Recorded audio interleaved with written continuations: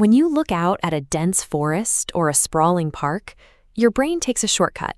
To save processing power, it takes thousands of individual leaves and blurs them together into a single cohesive background.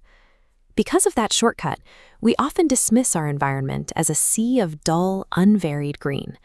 We walk right past a complex ecosystem because our eyes tell us there is nothing specific worth looking at.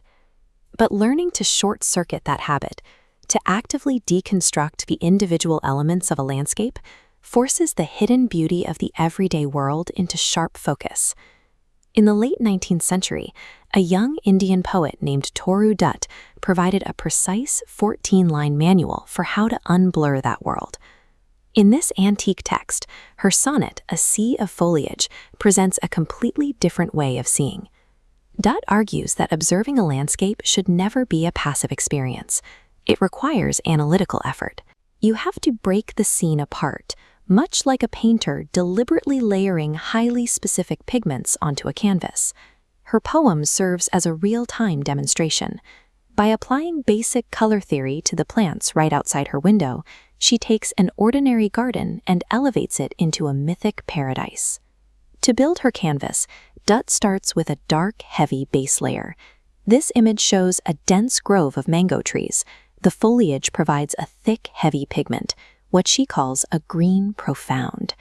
Against that dark backdrop, she layers her first contrasting color. Notice the light green, feathery leaves on these tamarind branches. Placed right next to the mango trees, the airy texture and brighter hue pull the eye forward, creating immediate depth.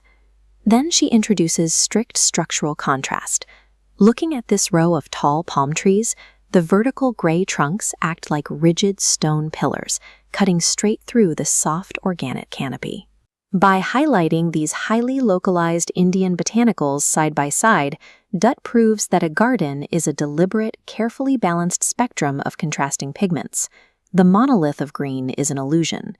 The waking garden then hits its visual climax. Among the various shades of green and gray, you suddenly get the aggressive disruption of these bright red seamole flowers blooming right off the branch. The red is so intense that Dutt uses synesthesia, a literary device where you describe one sensory experience using an entirely different sense.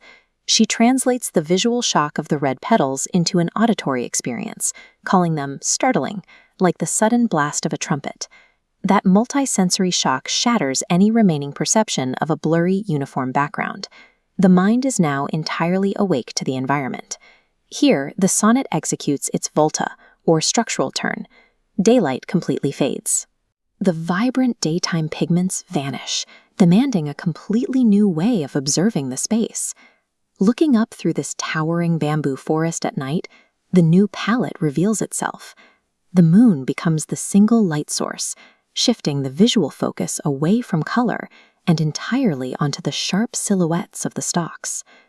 Under this new lighting, the white lotus floating in the garden pool undergoes its own dramatic visual transformation, taking on the appearance of a glowing, metallic cup of silver.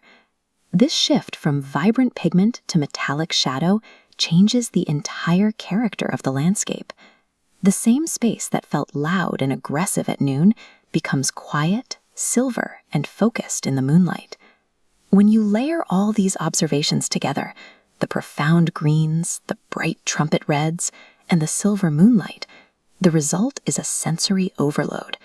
Looking this closely creates a kind of visual intoxication, what the poem calls a swoon brought on by sheer beauty.